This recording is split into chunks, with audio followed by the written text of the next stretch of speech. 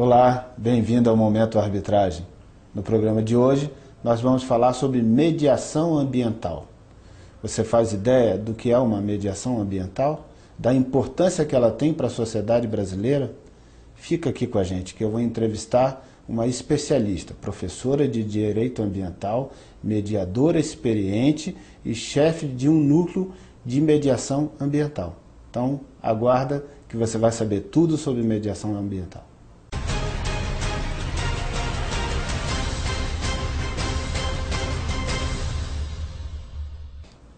Começa agora o Momento Arbitragem. Muito obrigado por sua audiência. Sou Asdrubal Júnior. No programa de hoje nós vamos tratar sobre mediação ambiental. E para falar desse assunto, eu trouxe uma especialista, mestra no assunto, super experiente e que certamente vai dar uma contribuição muito valiosa para que você possa entender um pouco mais sobre mediação ambiental.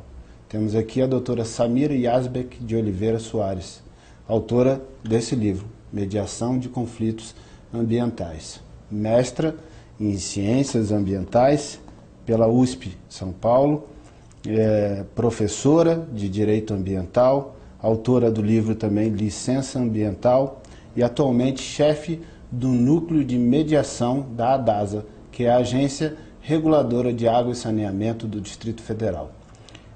Sua experiência transcende naturalmente ao tema do direito ambiental e alça a especialidade da mediação. E por isso a sua obra específica, que aliás eu chamo a atenção, está nas melhores livrarias do Brasil, você pode consultar.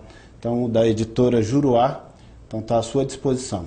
E que essa obra vai contribuir certamente para você entender um pouco mais sobre o assunto, mas a gente está aqui presente com a gente e eu quero desde logo agradecer por ter aceitado o nosso convite e poder vir falar de um tema que certamente faz parte da sua vida e que você seguramente se apaixonou por ele, por isso você tem abraçado essa causa tão importante para o Brasil. Então a gente vai falar um pouquinho com a doutora Samira. Muito obrigado mais uma vez por aceitar o nosso convite.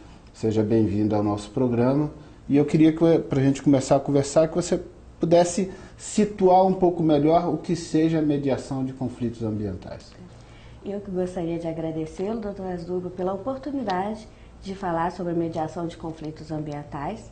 É um tema pelo qual apaixonei faz alguns anos e tenho aí tentado abrir as portas, para a divulgação e para a gente disseminar um pouco mais essa nova forma de tratar os conflitos ambientais. Bom, a sua experiência transcende o simples estudo do direito ambiental e alça uma forma de resolver conflitos.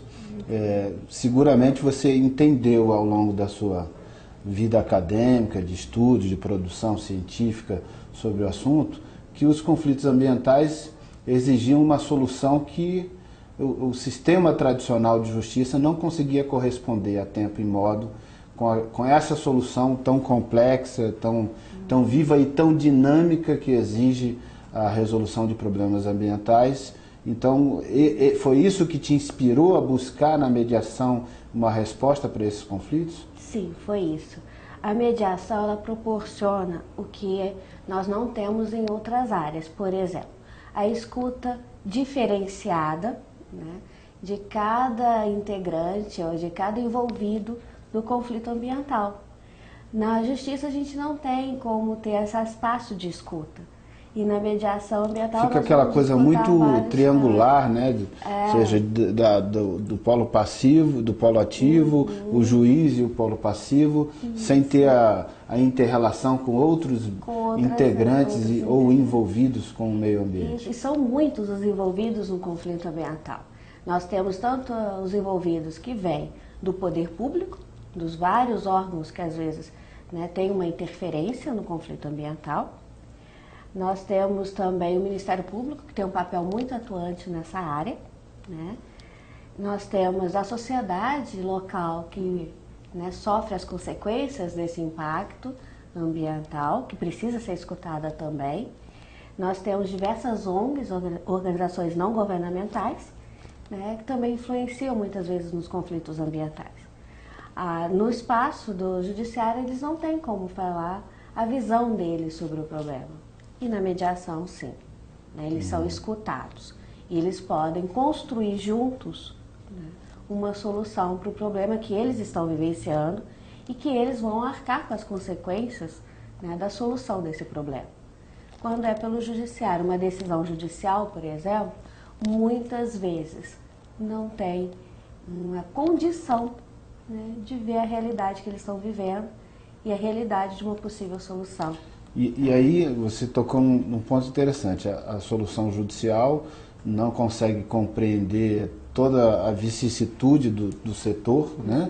Toda a complexidade desse setor, e normalmente vai dar uma resposta que vai satisfazer a um ou outro, ou a poucos, mas vai tornar descontente vários outros, e aí incide uma continuidade, uma perpetuação dessa discussão no plano do processo judicial, e o meio ambiente pode esperar por isso? Esse é o grande problema. Nós estamos vendo o Belo Monte, é um exemplo disso, né? Quantas liminares, quantas decisões judiciais já não foram dadas, né, revogadas, e o problema ainda persiste, né? Nós ainda estamos com um problema seríssimo em Belo Monte. E muitas vezes as comunidades quilombolas, indígenas, que têm uma linguagem própria, uma forma de ver o mundo. Então, só para a gente dar um exemplo aí, eu acho que esse ponto que você falou é bem interessante. Se a gente se inspirasse nesse exemplo concreto que você falou de Belo Monte, para a gente aplicar uma ideia da mediação nesse conflito, o que seria a mediação nesse conflito? Envolveria todos os integrantes dessa discussão e procuraria chegar a uma composição que tivesse a convergência de todos esses interesses, é isso? Isso, pelo menos uma escuta de todos esses interesses que estão ali presentes. A gente está falando hipoteticamente porque a gente ainda não tem, né, acesso, eu pelo menos não tenho acesso, né, a todas as condições desse conflito, a não ser pela mídia. Certo. Né? E vamos supondo, pelos dados que a gente tem, né, que é de senso comum, pela mídia, nós temos ali várias comunidades indígenas, por exemplo, né? Nós temos alguns danos ambientais da sociedade local também, que não estão sendo considerados, isso pelo que a gente escuta, né? E a mediação ela poderia ser um bom mecanismo na condução desse licenciamento ambiental, né? Para que esses interesses possam ser realmente escutados no processo, considerados, né?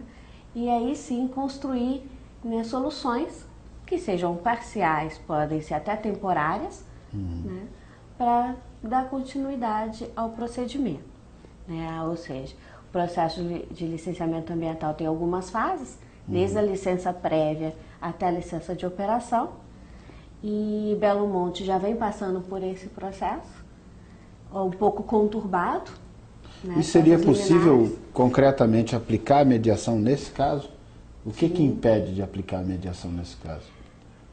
Aplicar a mediação nesse caso, acho que impede um pouquinho, a gente precisa ter uma coragem e o desconhecimento. Atitude das autoridades, é isso? Atitude das autoridades e o conhecimento, que nós ainda precisamos fazer mais programas como esse e levar mais o conhecimento, o que é a mediação ambiental. Até porque eles muitas vezes nem sabem que é possível realmente fazer. Que nem sabem que é possível e nem sabem o que é, né? Como que e gera uma certa insegurança no gestor público em usar esse tipo de ferramenta.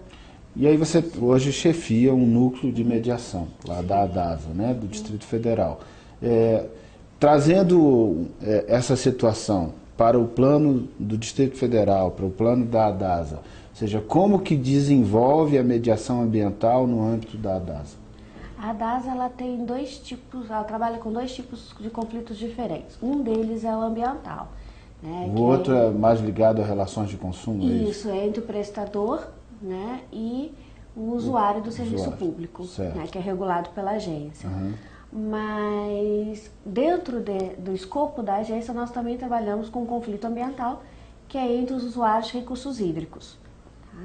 E nós trabalhamos de uma forma ainda um pouco, numa fase ainda de implementação, ainda estamos conhecendo o processo juntos com a instituição. Pioneiros nisso. Somos pioneiros nessa área. Né? Então, É difícil para, né, para desbravar esse terreno, Claro, mais sempre complexo. sempre é. E as mesmas dificuldades que eu imagino de um Belo Monte da vida, nós também encontramos aqui.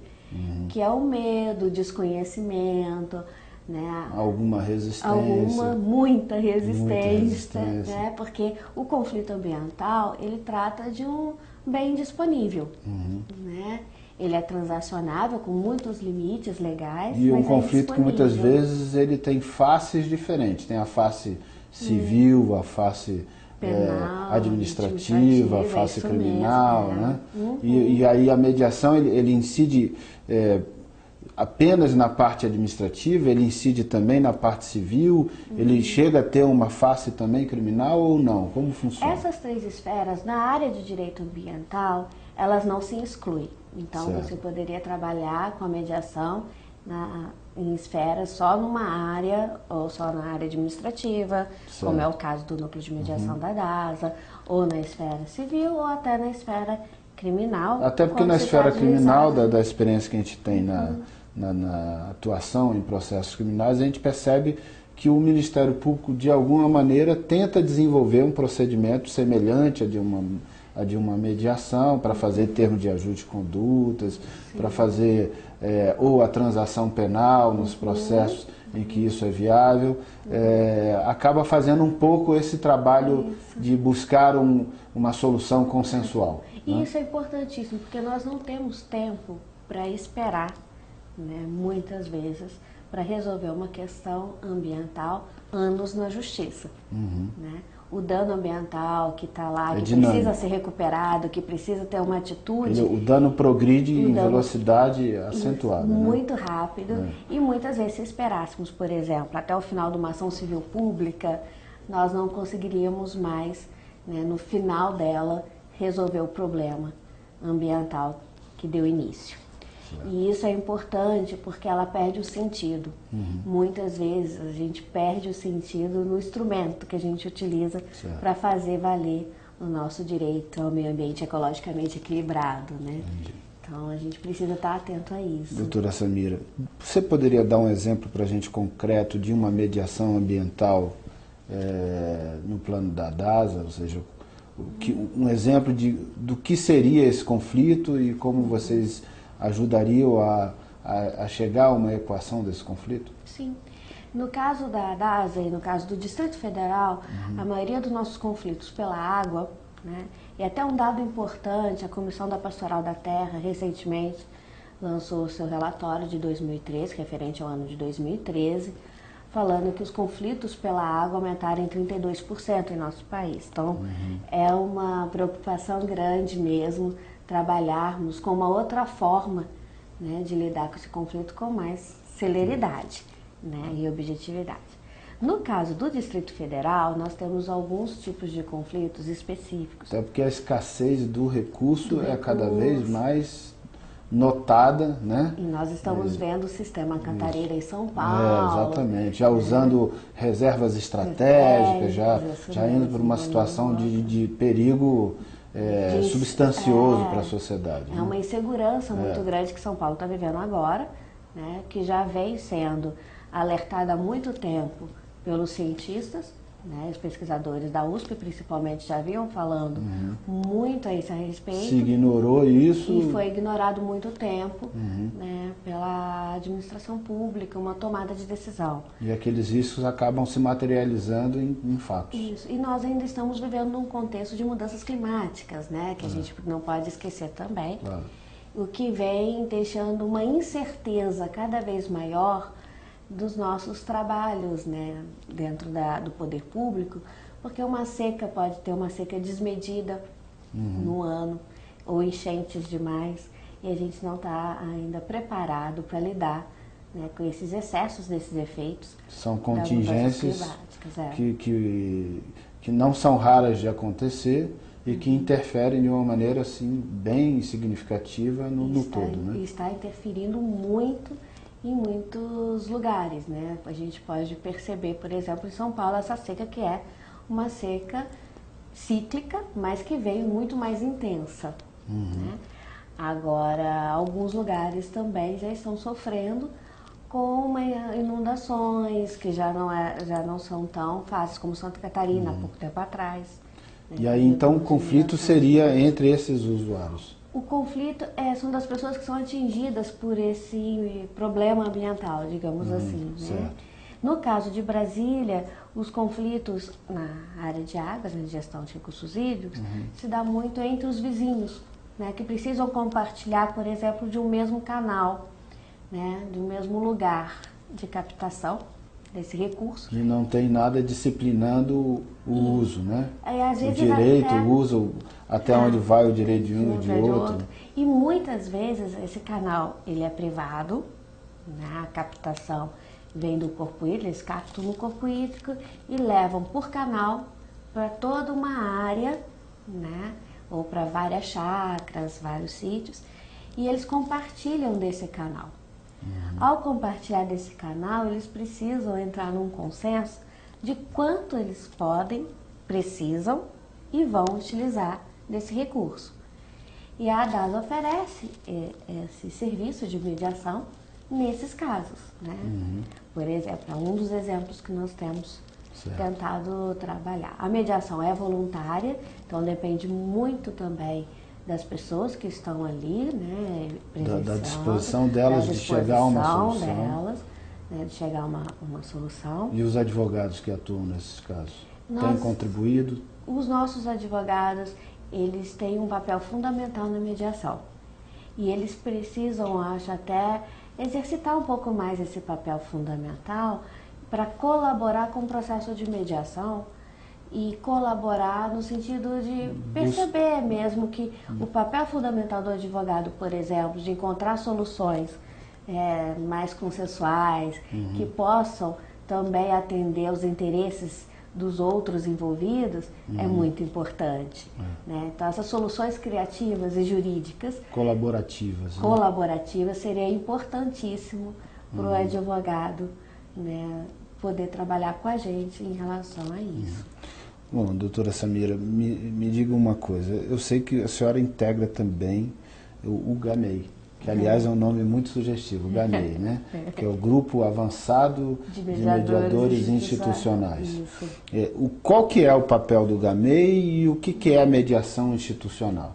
O GAMEI ele surgiu muito dos diálogos entre mediadores que estavam na administração pública, né? Até começou mesmo comigo e com o Alex, que é o superintendente de mediação da ANEEL, que já esteve no seu programa aqui falando também. Já foi entrevistado. Né?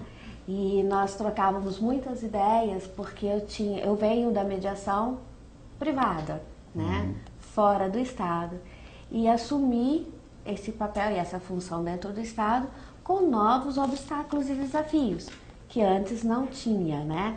Então, como lidar com o poder institucional, como lidar com a hierarquia e a autonomia, alguns princípios como da confidencialidade e publicidade, que entravam em conflito muitas vezes. E dessas conversas com o Alex, a gente percebeu que tinha muito ainda para se fazer e para chegarmos a várias conclusões. E sentamos e falamos, não, a gente precisa ter uma sistemática aí de encontros, de estudos.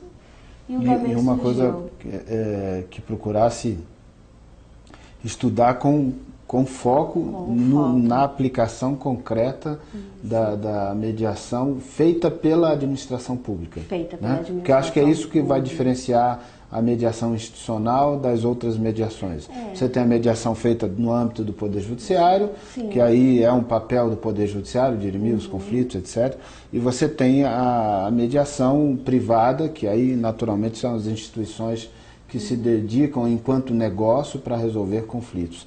E a mediação institucional, então, seria a administração pública trazendo para si a missão de resolver um conflito que afeta interesses coletivos, que afeta o interesse da sociedade e que tem a ver com o papel daquela instituição de regular o setor, ou de fiscalizar, ou até de dirimir conflitos também. Né? Isso também. A gente tem feito alguns desafios. Todos os desafios que vem apresentando para a gente na administração pública, a gente leva para o GAMEI, que é esse grupo de discussão. É um grupo muito rico, porque tem mediadores institucionais, por exemplo, do INPI, do Instituto Nacional de marcas e patentes, nós temos também pessoas que, além da ANEEL, nós temos procuradores federais que trabalham em órgãos como a FUNAI, o CNPq, né? Então a gente tem promotores, então a gente tem um grupo muito rico, com pessoas muito capazes ali, e que se criou uma rede mesmo de conhecimento, né? Que ajuda, por exemplo, o mediador institucional, que às vezes está muito sozinho na sua instituição, a refletir sobre o seu próprio trabalho e a enfrentar alguns obstáculos que ele tem. Discutir pontos que seriam de interesse comum e tentar construir soluções a partir disso. Isso. Um dos pontos que a gente tem discutido agora, por exemplo, é o projeto de lei de mediação e como ele está caminhando. Que está em tramitação na Câmara dos Deputados, já foi aprovado no Senado Federal, recebeu uma proposta de emenda e parece que essa semana foi aprovado pela Comissão Especial o parecer. Né? E nós temos e deve agora seguir o próximo trâmite, que é a votação. E uma das coisas, até em relação ao projeto de lei, por exemplo, que tem nos preocupado muito, é a parte que fala dos direitos indisponíveis e transacionáveis que precisam ser homologados pelo Poder Judiciário. E que vocês enxergam que isso não é um avanço para a área de vocês? Para a área ambiental, não. Para a área ambiental, chega a ser um retrocesso. Um retrocesso. Por quê? Porque nós temos a Lei de Ação Civil Pública, que permite que nós formulamos os TACs, os famosos TACs, os termos de ajustamento de conduta. Certo. Esses TACs eles podem ser formulados pela Defensoria. E eles dispensam a necessidade de homologação. Eles dispensam a homologação judicial. Então, imagino agora que todos esses problemas ambientais, porque não são poucos, nós temos vários problemas ambientais. Quem tiver curiosidade pode entrar no site da Fiocruz, que tem um mapa de conflitos ambientais demonstrando a quantidade. Eu teria a seguinte opinião nisso, que eu acho que é interessante a gente abordar esse tema mesmo, até porque o projeto está em tramitação e em plena discussão, eu acho que é muito oportuno esse debate.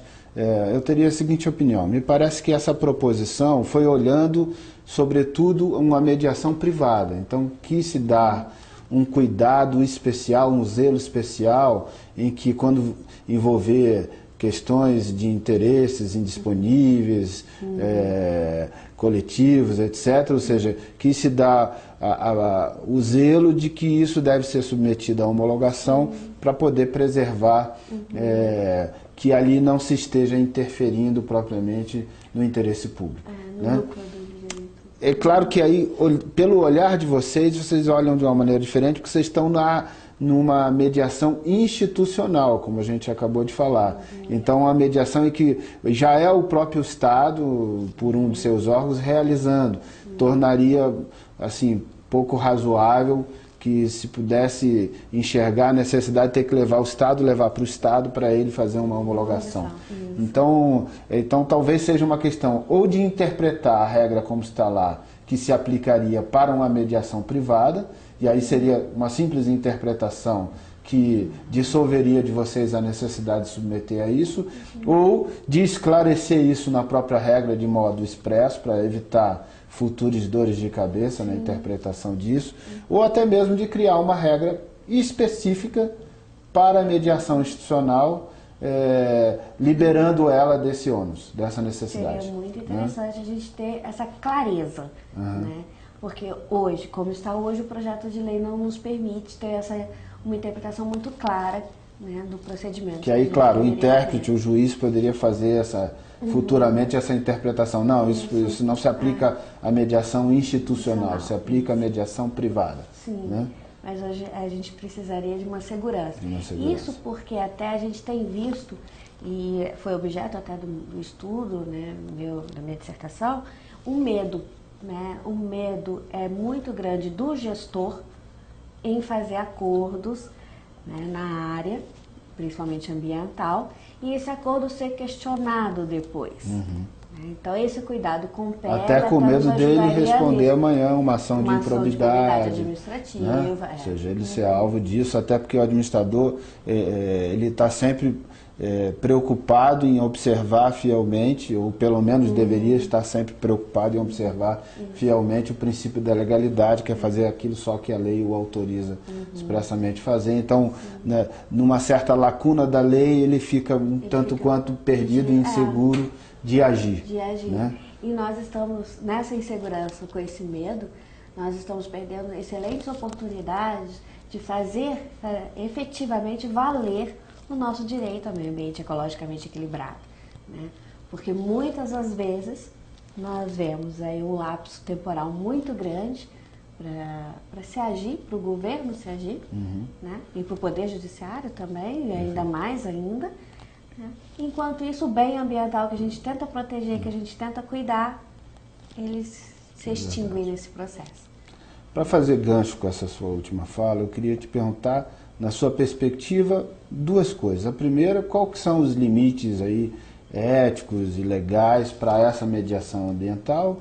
E a segunda coisa, para você complementar, qual é a sua perspectiva de horizonte para a mediação ambiental no Brasil? Bom, os limites éticos, eles são muito importantes. Nós temos os limites normais da mediação, que são os gerais, né, dos que a gente precisa atender aos princípios da mediação, como a autonomia dos envolvidos, o poder de decisão dos envolvidos. Esses limites da mediação em geral. Confidencialidade dos mediadores. A confidencialidade, a gente ainda tem algumas questões que a gente precisa ainda definir no Brasil. Especialmente quando estamos falando de uma coisa institucional envolvendo a administração pública. Que envolve a administração pública, então a gente ainda tem aí qual que é esse limite, né, entre a confidencialidade e a publicidade. E a publicidade. A gente precisa ainda encontrar esse equilíbrio entre esses dois princípios para a gente poder compreender isso melhor. E o GAMEI também é um tema, né, dos grupos de trabalho do GAMEI, para avançar mais sobre essa questão. A gente precisa atender aos princípios gerais da mediação e tem um princípio muito importante que a gente não pode esquecer, que no caso da mediação ambiental, os envolvidos, eles têm linguagens diferentes, a gente lida com técnicos e especialistas de diversas áreas de conhecimento, nós lidamos com a sociedade civil, organizada e não organizada, e nós lidamos também com comunidades com tradições e com visões de mundo muito diferentes da nossa, como os quilombolas e os indígenas. Então essa diversidade, o respeito à diferença é fundamental para a mediação ambiental acontecer. Para nortear a mediação ambiental. Para nortear a mediação ambiental. Sem o respeito à diversidade e à diferença, né, de forma de ver o mundo, a gente não consegue trabalhar verdadeiramente com a mediação ambiental. Então agora lança o seu olhar para amanhã, como é que você vê a mediação ambiental no Brasil? Eu gostaria muito, é um desejo muito de ver a mediação evoluir, né, e evoluir para uma transformação da relação. Mas é só um desejo ou é uma confiança? Eu acho que é um desejo e é um pouco de uma confiança, né? Mas no meu caso é um pouco suspeita a confiança. Mas é um desejo, uma confiança de que a mediação seja realmente um instrumento de mudança, de transformação da relação que nós temos hoje, o nosso modo de vida com a natureza. Essa tensão permanente que a gente vive entre a nossa forma, né, a nossa economia, a nossa forma de viver e os recursos que são limitados, né, no nosso planeta. Então a gente precisa aí mudar um pouquinho essa tensão e talvez a mediação seja esse caminho. Legal. Bom, eu sei que você está adorando o programa, mas ele está chegando ao final e eu preciso que a doutora Samira dê as suas considerações finais para a gente poder encerrar. Quero agradecer muito a Zuba por poder fazer essa conversa gostosa, né, sobre uma questão que eu gosto muito, né, e a oportunidade de poder falar para mais pessoas e acabar um pouquinho com o medo, né, e com o desconhecimento que vem sendo um dos obstáculos para a mediação ambiental. Esse programa acho que vai nos ajudar nisso. Com certeza. Né? E quero agradecer e quero realmente convidar a todos a refletir mais sobre esse tema para fazer avançar ainda mais a mediação no nosso país. Muito obrigado, doutora Samira. Nós que agradecemos do Momento Arbitragem e desde logo colocamos o nosso espaço à disposição lá do núcleo de mediação de vocês, da ASA, para poder cada vez mais reproduzir o que de bom possa se estar fazendo pelo desenvolvimento da mediação e pelo desenvolvimento da mediação ambiental. Tenho certeza que esse exemplo pode ser inspirador para vários estados brasileiros, para outras instituições brasileiras de outros setores que interagem com o meio ambiente, que podem também ver nessa atuação pioneira que vocês estão fazendo, algo que os inspire a seguir por esse caminho e a resolver os conflitos de uma forma mais suave, mais amena, mais pacífica, por que não dizer, e sobretudo mais dinâmica, mais rápida, para que se possa preservar esse bem tão valioso para a sociedade que é o meio ambiente. Bom, nosso programa chegou ao final, quero agradecer a sua audiência. Muito, muito obrigado por sua audiência. Quero dizer para você que se você gostou do nosso vídeo, compartilhe nas suas redes sociais. Ficaremos muito felizes de poder participar também da sua rede, levando essa informação para mais pessoas. Se você quiser fazer uma pergunta, enviar uma sugestão de pauta, fazer um comentário e até mesmo uma crítica, peço que faça de forma construtiva para a gente crescer e evoluir. Então é só enviar para a gente, nosso e-mail está aparecendo aí na tela. E você me encontra aqui, toda segunda e quinta, no Momento Arbitragem. Mais uma vez, obrigado por sua audiência e até o próximo programa.